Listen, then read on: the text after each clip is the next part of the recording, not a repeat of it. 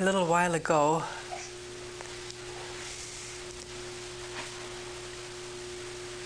before the last retreat, Kyle and I saw a program that was aired over public television, and it was about a conference. It was called A Conference on Evil.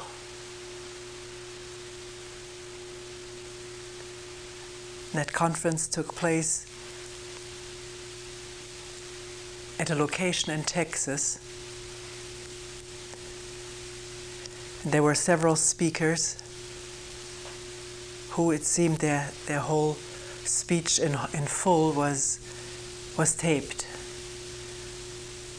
And then also some parts where the director of the program talked more privately with the speakers. One saw faces in the audience and also some discussion by the audience. Also in between,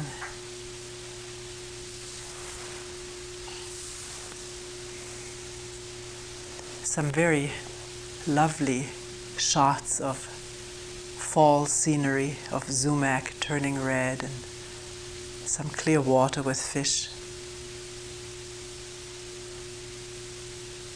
Every once in a while the camera zoomed in on a cactus with very pointed thorns. We taped the program and we brought it to Springwater, and a few nights ago, a few of us, quite a number of us actually, in the apartment watched the tape again. And discussed afterwards lots of things that one felt one needed to say and go into deeper.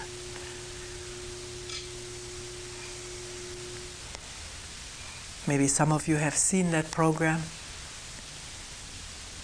and from the discussion there's still things left over which maybe we could talk about tonight.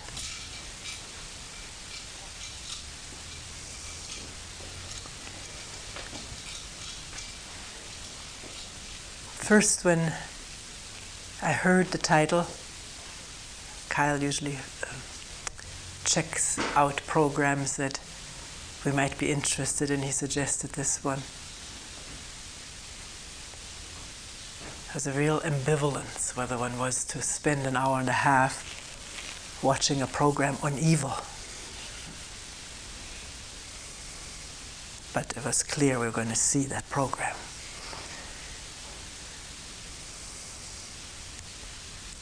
Actually, as we discussed the other night, it never came up in the conference, at least that part that was taped, or by any of the speakers, really questioning what evil was in depth. The pattern that was rather followed, it seemed, was narrating from one's own life, where one had encountered evil, maybe evil done to one, or also evil done in response to evil done to one.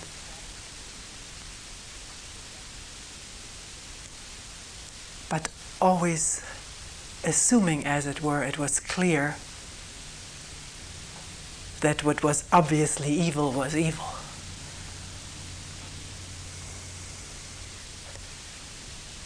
Cruelty, violence, destructiveness, the Holocaust,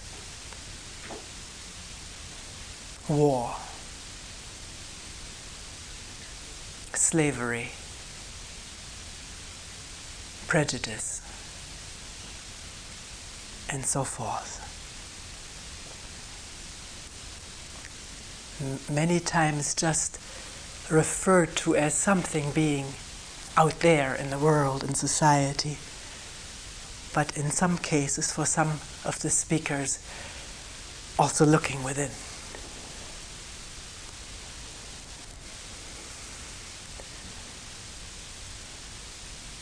One theme that kept coming up, and a theme on which the conference ended, was that there is hope because evil can lead to good. Violence done to one can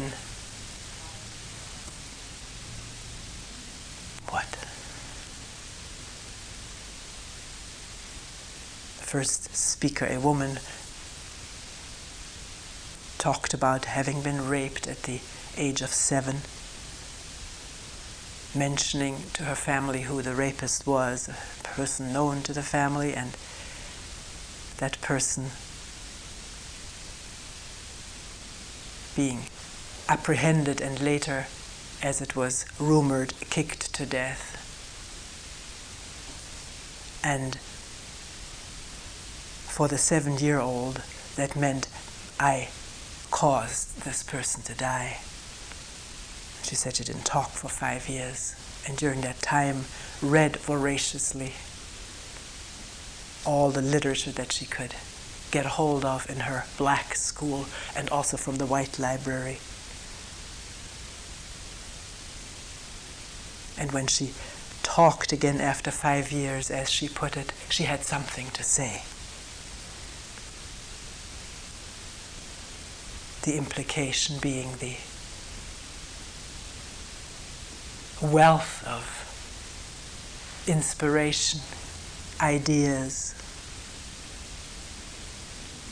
maybe morality, ethics, poetry, beauty of writing that she had incorporated during this time of muteness and was now able to give back. She's a poetess. So the conclusion that the evil led to good, the evil of the violent act that was done to her and that was done to the rapist.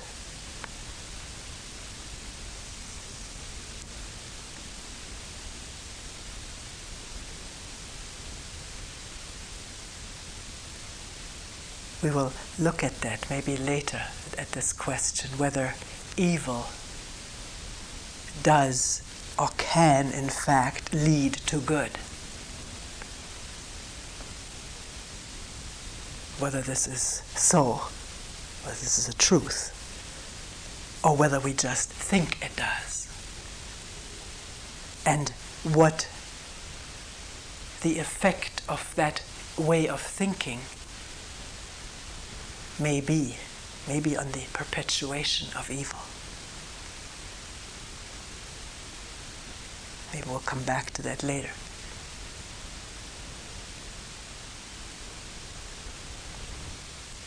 Another person, the second speaker,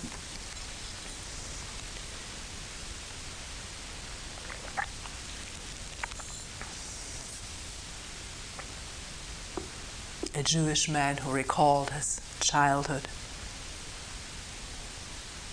living in a miserable, run-down section of Chicago, often on his way to purchase some bread for his mother, was attacked, beaten,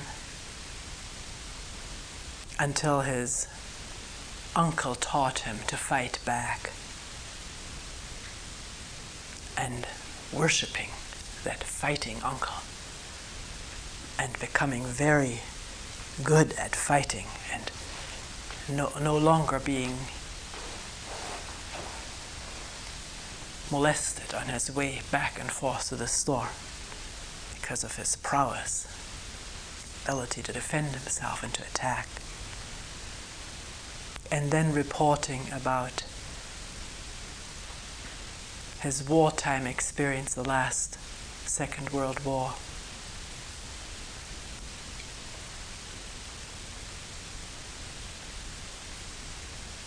using certain armament, phosphor bombs, which exploded in such a way that parts of these bombs were mutilating German soldiers, cutting off limbs and even heads, and his shock at seeing the evil that he was perpetrating.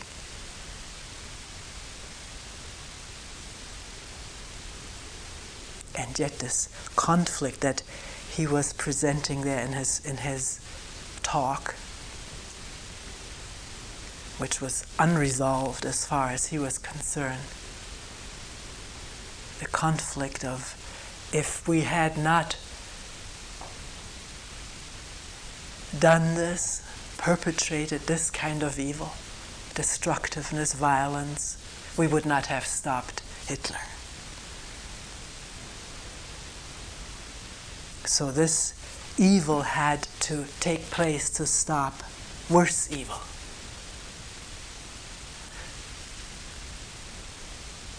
And later in the more private conversation with the director of the program, he was going through this whole conflict again of seeing himself a willing killer. And yet, that he would do it again, he would do it over, in order to prevent worse evil. And the unresolvedness of this conflict, and the price paid for it, which he says is the agony of my life. This agonizing is the price paid for this unresolved conflict, and yet the continuation of the conviction that he had to do what he did, and he would do it over.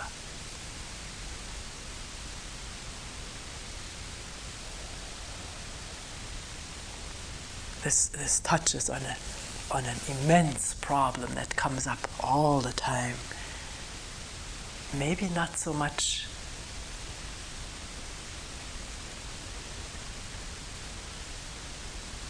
actually in its extreme forms in our life, but speculatively or imaginatively, isn't it all right and justified to hurt, kill, be violent, if by that we defend our own life?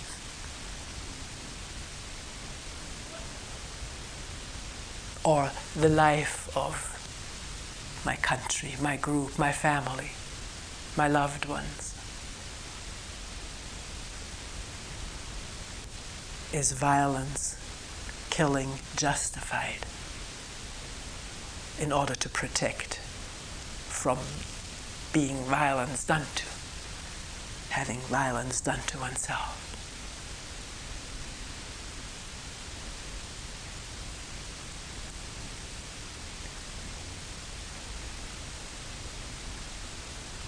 Is there justified killing, justifiable violence? We're not saying right now that we're violent, and to see that, but is there, on any kind of ethical, moral basis, a justifiable violence?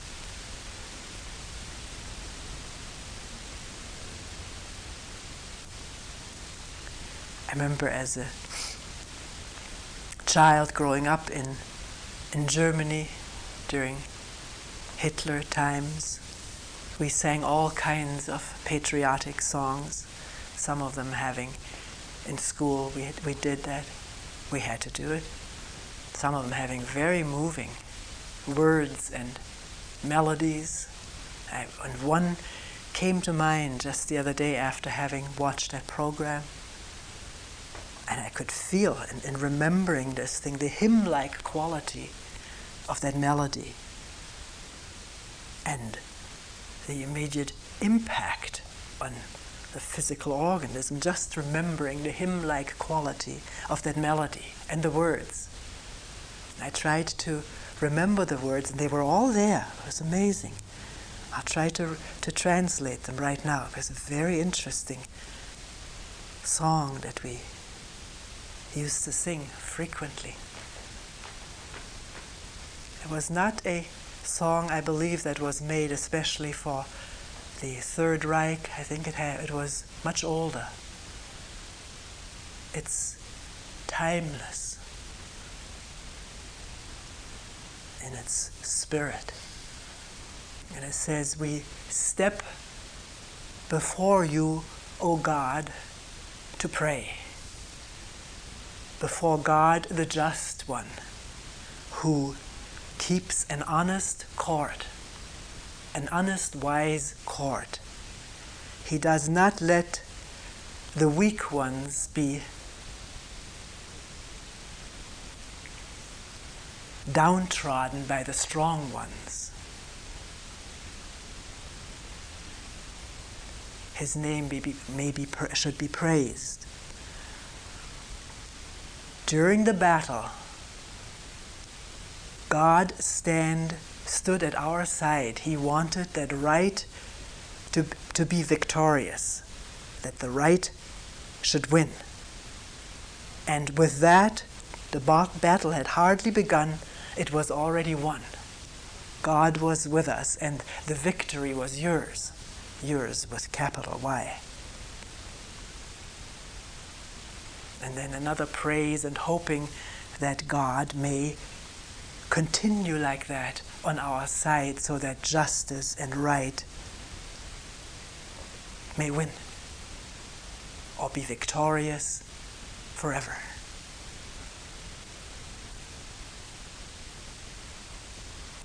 As much as I was moved by this, the words and the melody, I always wondered how God, I imagined that the others would have that same song, the other side. At least it was very likely that they also had that song. How would God know on whose side to be?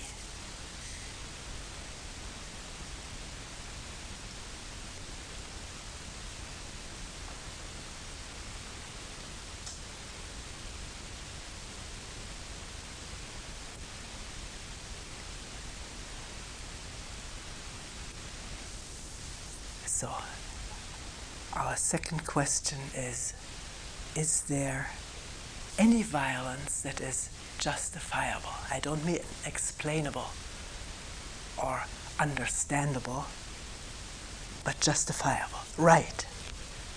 Right in an absolute sense, even in a relative sense.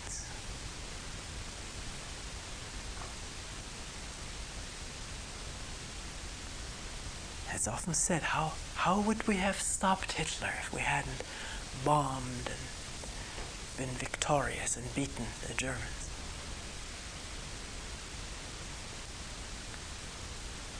One doesn't know the answer. But one knows and sees, if one looks at the news, that violence, atrocities, terrorism hasn't stopped. It has not ended, has it? Just because one war defeated a country or two countries.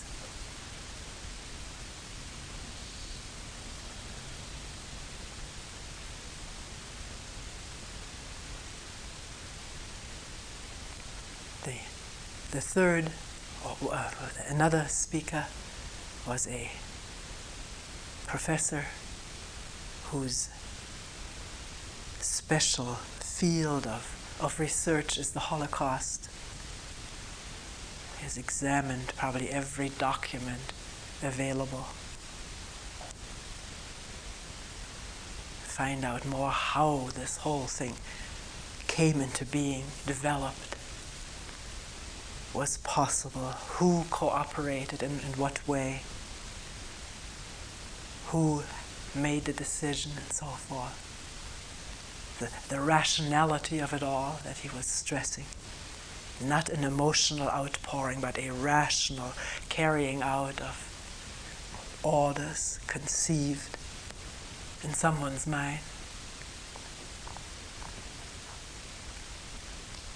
And reverberating in that whole presentation was the need not to forget that, not to forget what happened, to remember that.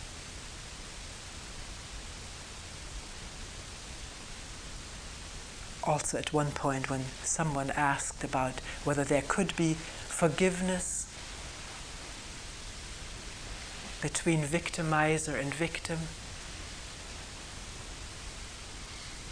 with an sort of intransigent smile, he said, "Who would give me, where would I take the authority from to forgive?"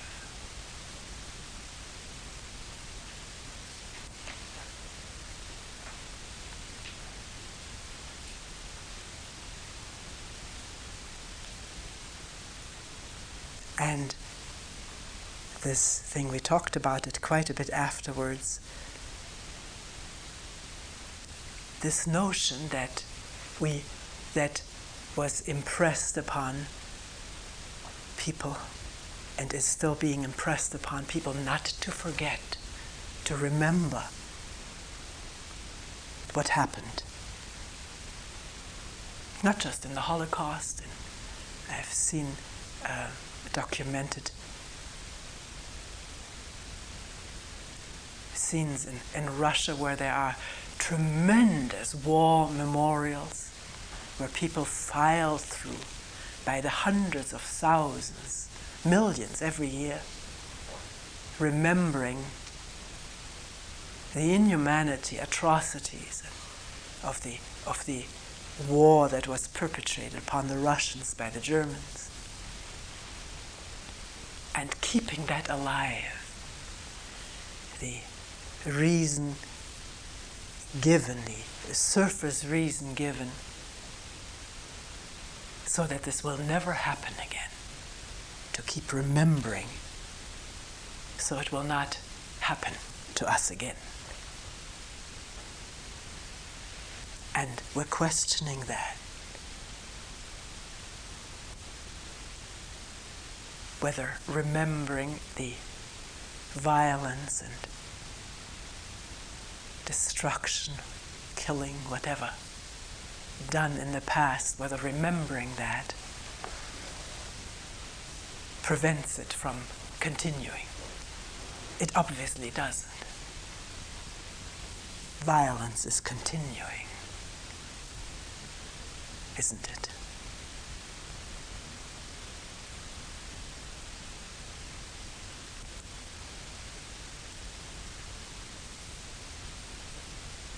I remember in my childhood when my mother would get very angry, very exasperated at one of us.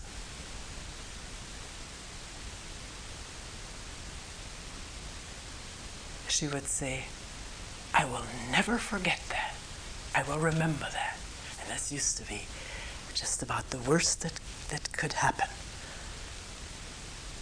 And evoked, at least in my type of personality, the response of trying to make her feel better, make her forget by my behavior, by my good behavior. It was devastating to hear that. It was a very effective punishment for me.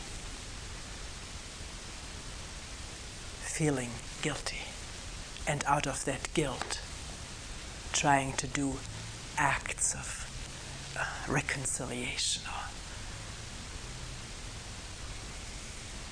trying to make up, which one can never do, can one? Because what one has done, how can one make up for it if one has to remember it, or if one knows somebody remembers that? And an even greater shock happening to me when I heard myself say this to my son one day, exasperated as I was over something he had done. I will never forget that. I couldn't believe it. There, I had said that. It was out.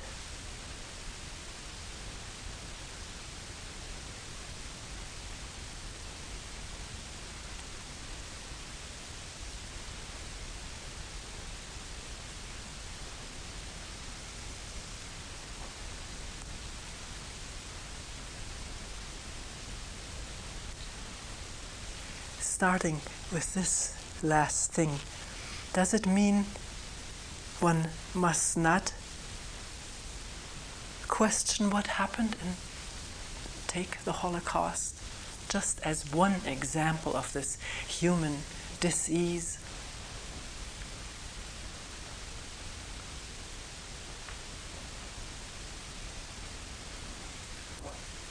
Of separation, identification, what we are and what they are.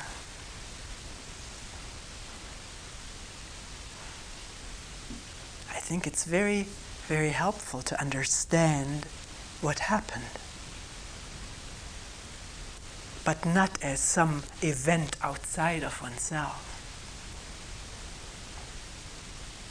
That only helps to escape from problems that are alive and active within each human being.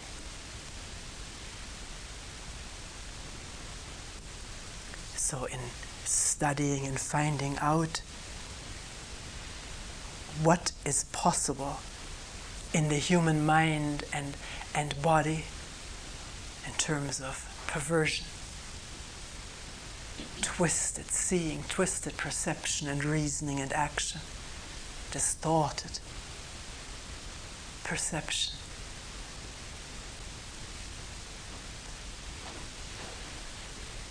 In understanding this, can one see within oneself how such a thing can arise? And it is possible for all of us to witness this in oneself. Then I think it is most valuable to study and observe what is going on in the world. But only if there is an inner transparency to see that this is altogether possible to happen in oneself, or in fact it is happening, has happened, or can happen. Then such study of happenings as the Holocaust can be of immense value to point to where it all starts. The power, the immense, unfathomable power of thought. Thought about what one is and what others are. And once that thought is there, the image is there, deeply ingrained in the mind about what Jews are and what Germans are, Aryans, just taking that as an example. You can apply to any which category. Once this thought is deeply ingrained, then the impossibility of perceive a human being free from that image, free from that thought, or the almost impossibility. If it was completely impossible, then we'd all be doomed.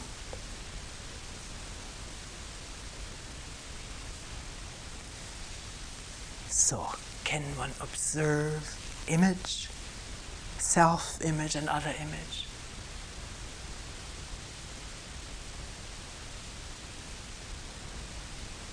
The Jew, the black, the communist, the Catholic, the Buddhist, the Christian, the Palestinian, the terrorist.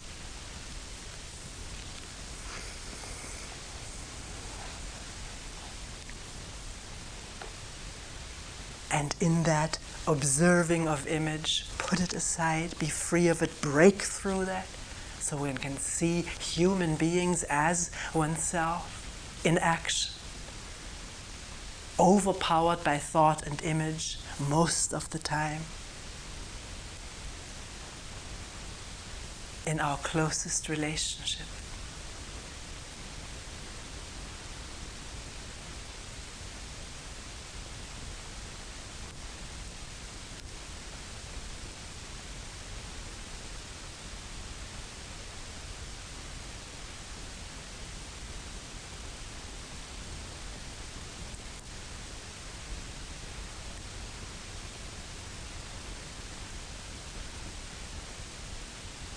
It's not easy because a lot of our thoughts and images do not lie explicitly on the surface of consciousness.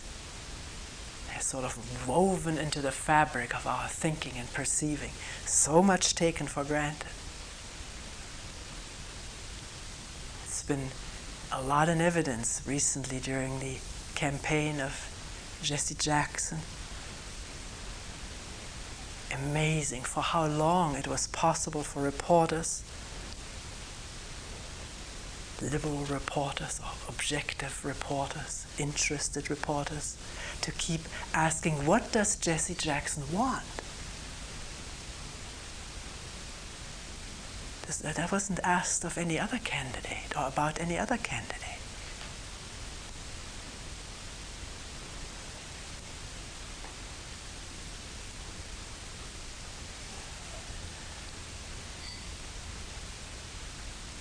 How can we become aware of our deepest prejudices, ideas about others?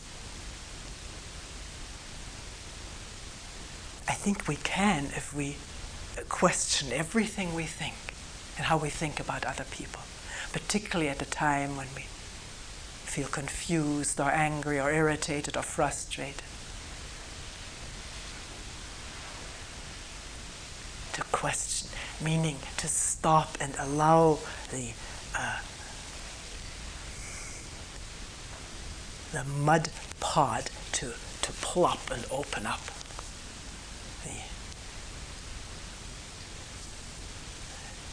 sediment to settle out. The settling out of sediment and the clearing of what's there, what's actually there,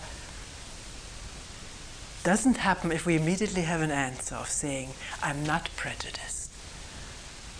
I was done with that long ago. I put that aside years ago. Or saying, I know I'm prejudiced. One can't say anything, one has to look. To allow to become explicit what is implicit. Open what is hidden. So that the sun can shine on it. Fresh air reach it.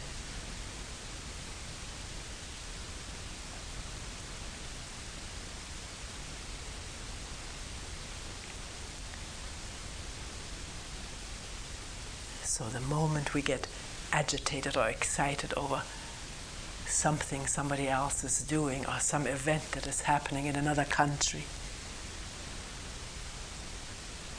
can one pause and look and listen within?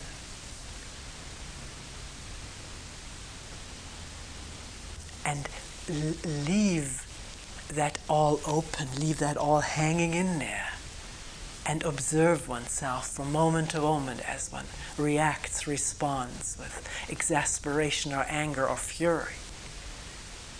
Maybe not openly, one may have been trained to be polite and nice, but the imagination does the rest.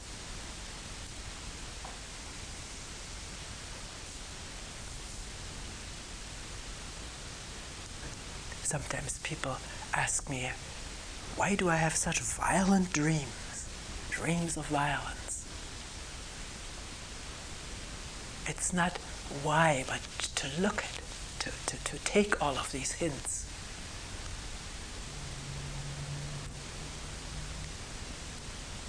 For what is going on in this mind, which we share with each other. It's one human consciousness in which there is violence and fear and panic and terror and aggression.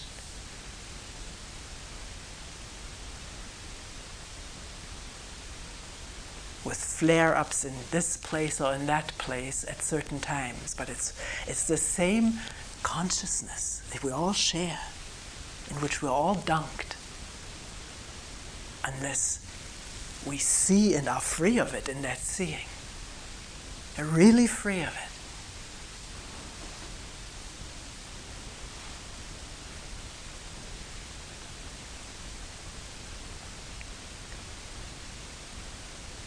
we asked as our second question whether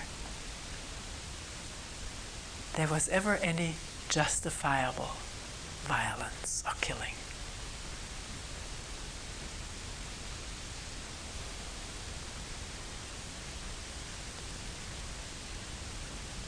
And we said before, that does not mean there can be explanation for why there is violence or understanding it. But is there ever justification for it?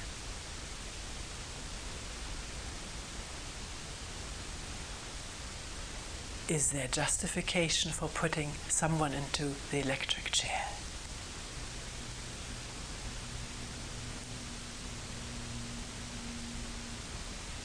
Hanging or shooting a criminal?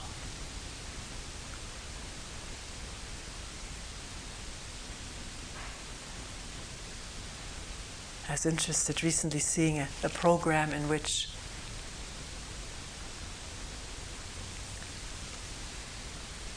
there is some discussion of human rights.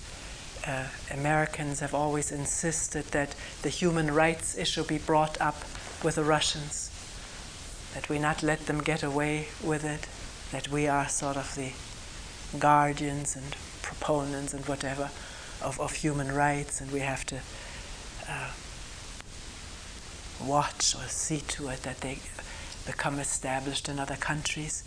But with the Gorbachev era, there's been more freedom of mutual discussion, and one has also listened to some Russians of how they feel about human rights in America. And one of the things that is brought up by people in Russia, people in the street asked by reporters or in some conferences, is the incredulousness at executing criminals in an electric chair. How is that compatible, was the question, with human rights? But one feels, many people feel it is. To punish crime in order to prevent crime or prevent its perpetuation. One can question that, can't one? It is being questioned.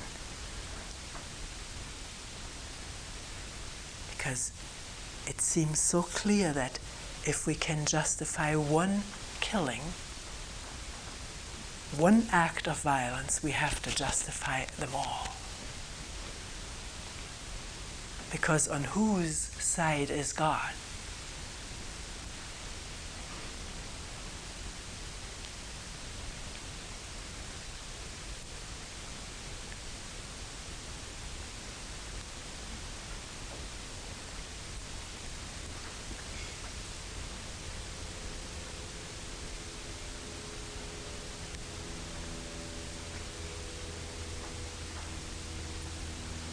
There is a section in a book by Alice Miller.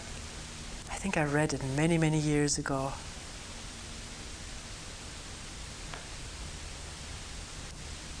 A book dealing with what is called black pedagogy, meaning the cruelty of child rearing. She has a small section in there on a biographical excerpt or part of Hitler's youth, which I'd never read before, never come in touch before, heard about before.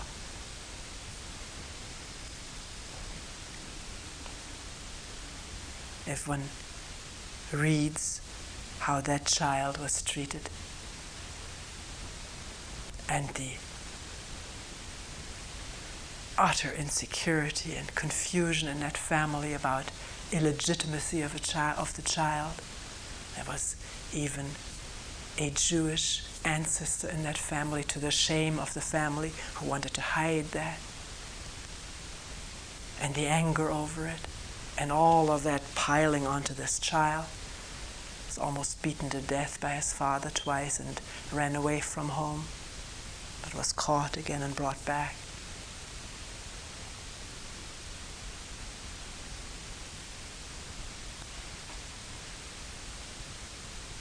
Where does fault and guilt start? Or are we asking the wrong question? Where does evil start? Or are we asking the wrong question?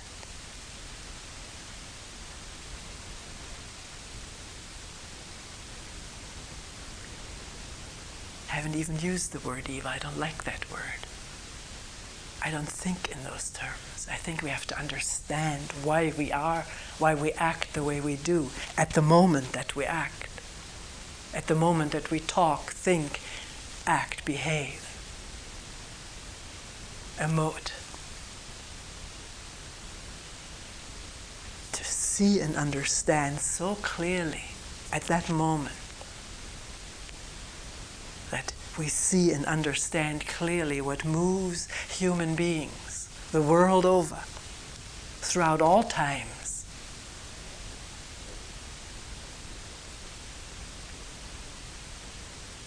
That is the birth of compassion.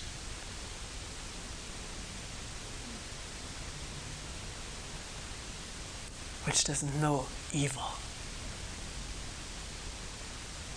It understands the tragedy of how we live in ignorance of what goes on in ourselves and taking our ideas about it for real.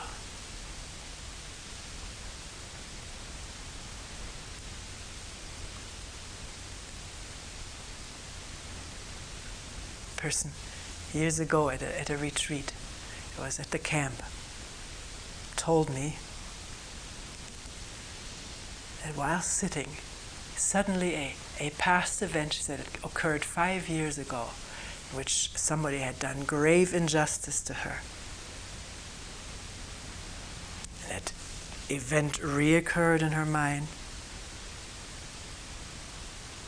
and she was, as she put it, possessed by anger and the urge to revenge that. Totally overwhelmed by that emotion, and she went upstairs in the dormitory to pack her things and to go and see that person for that act of revenge. And only at one point before leaving, she realized that there was nothing real about all of this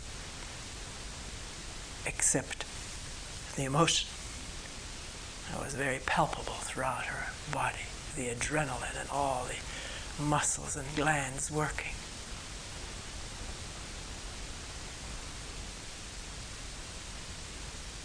She unpacked her bag.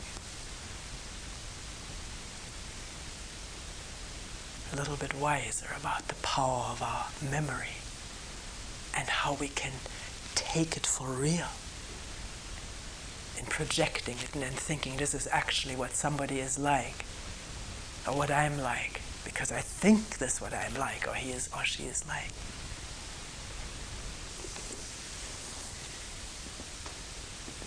And that's not our personal guilt or shortcoming. This is the way the brain works. A tremendous capacity to project images that seem lifelike, but they're not. They're images.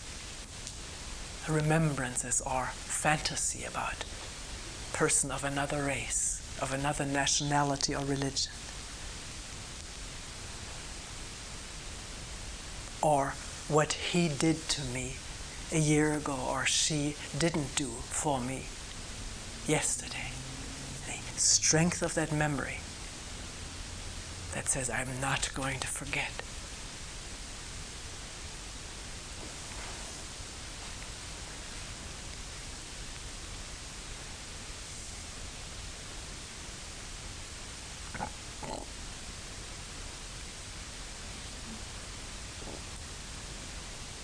So the question came up as we were discussing the other night, what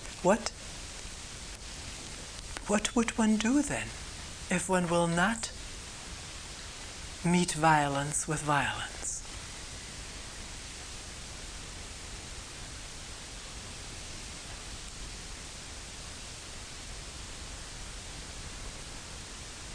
Facing an attacker or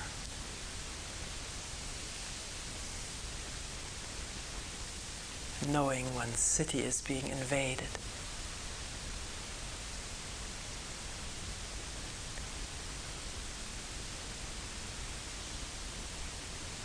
What will one do? One doesn't know, does one? One can't say this right now. One can speculate about it, but why?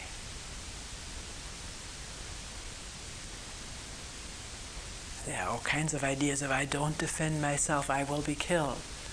So, somebody was at the last retreat reporting about a friend who has also come to retreat in former years, that he and his wife and child were quite brutally beaten by a robber for $200 that were in the house. This didn't happen in this country. And that his advice to this friend was, get guns. And indeed, this man now has all kinds of guns in his house, in case the robbers come again.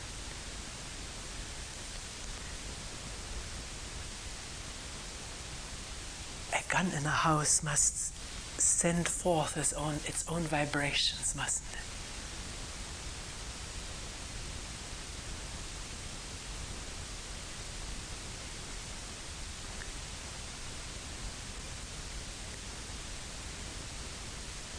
When we think we have to defend ourselves, this is ingrained in us either through education. Mothers tell their children, well, you fight back. Don't let him. I'm not saying this is right or wrong. I'm saying this takes place. Or there's maybe even an instinctual, deeper, maybe from our animal heritage, instinctive response to defend ourselves, so that I keep on living, I survive. The other is more dispensable. How do we know?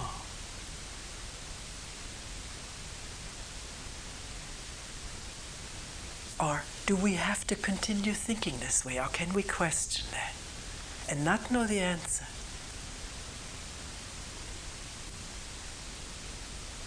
And see what happens. I think we would be entirely free of fear.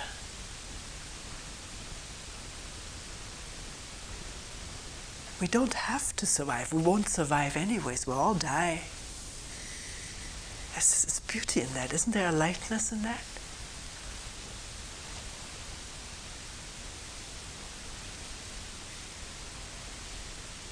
So what difference does it make? Does it make a difference when? It does make a difference whether I kill somebody. And that person may not kill me. I don't know. I'm not going to kill him or her. That's clear.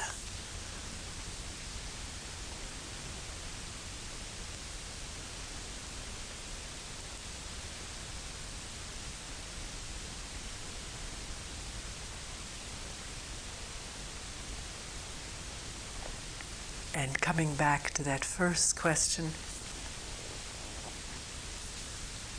we raised, which sort of permeated this conference, and it ended on that note, the hope, the good tidings, as it were, that after all, evil can lead to good, can have good in its wake.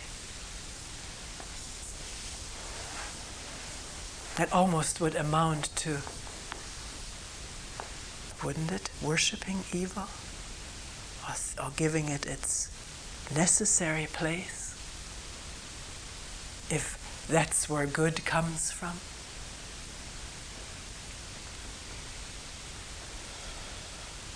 I'm not even sure it's true. We may kid ourselves or try to inspire ourselves that this is so. And you could see in some of the faces at the end of the conference there was this inspired quality. After all, there's hope, because good can come out of evil.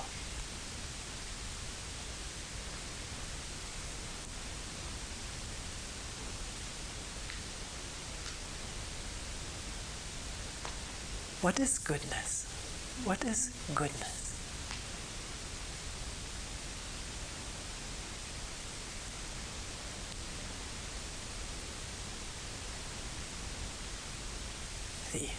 As was described by one person, the being filled with inspiration from inspiring thoughts,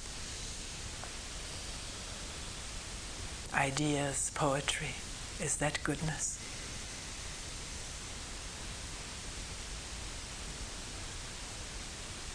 Do inspired thoughts and ideas allow us to see what is going on in ourselves?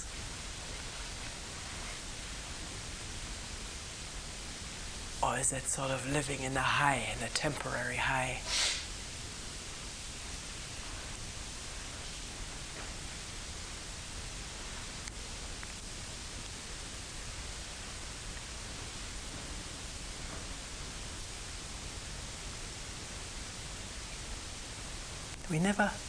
We never really asked what evil is. We went along with assuming we knew what it was. But what is the root? The root bottom source of all that divides and alienates human beings, causes hatred and destruction, terror, fear, panic, and desperate acts, or callous, indifferent acts. What's the root of it all? Don't we have to come to that, find that, and see if that can change?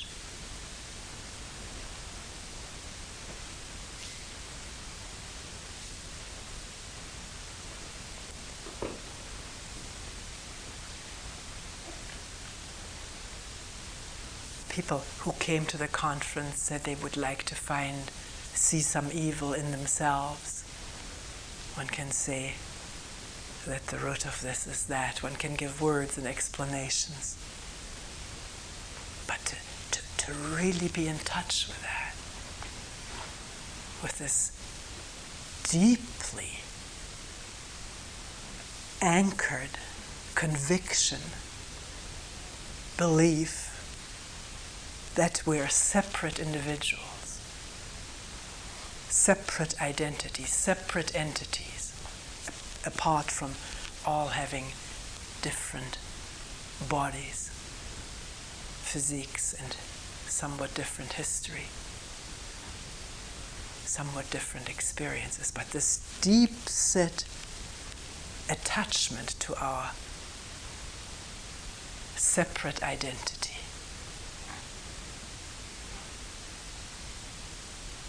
the me, mine, the self,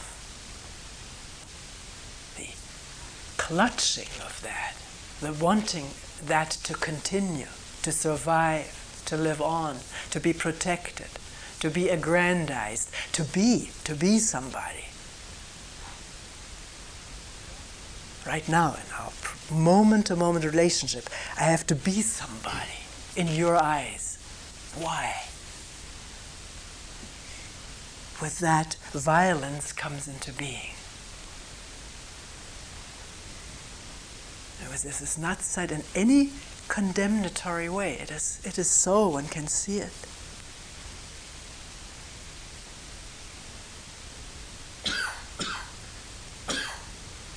And the dissolving of fear, defensiveness and hatred, when there is no attachment to the survival of me as I want to be, or want to be seen, or want to be treated.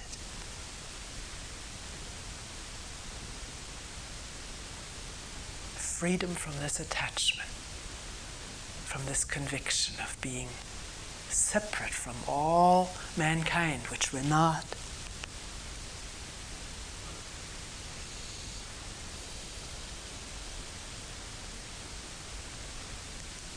When that attachment isn't there, when that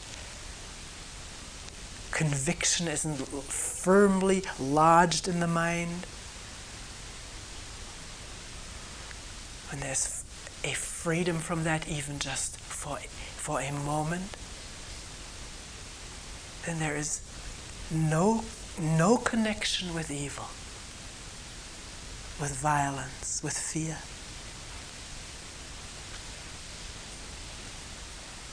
It is as though the plug was pulled out of that whole thing.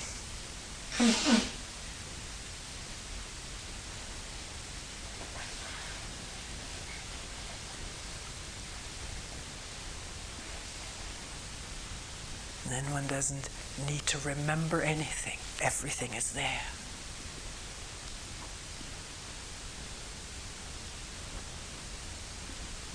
Right now, to be freshly seen. And no need to store it, so that the next moment can be fresh.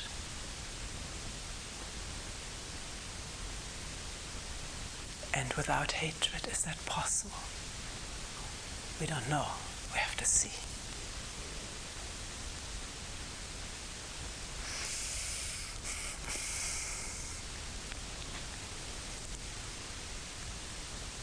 I think it's possible.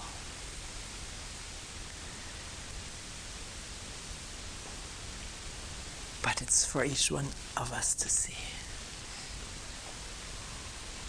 It's not a hope or an inspiration. It's a tremendous question.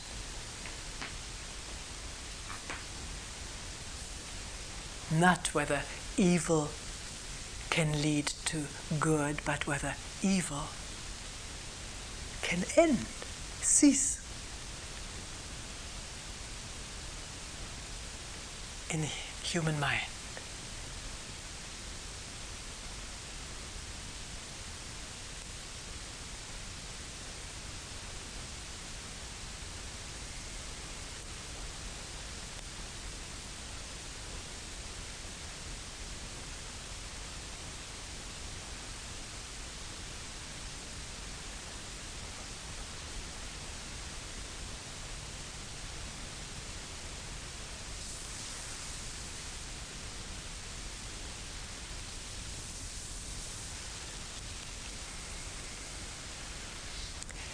We will end here for tonight.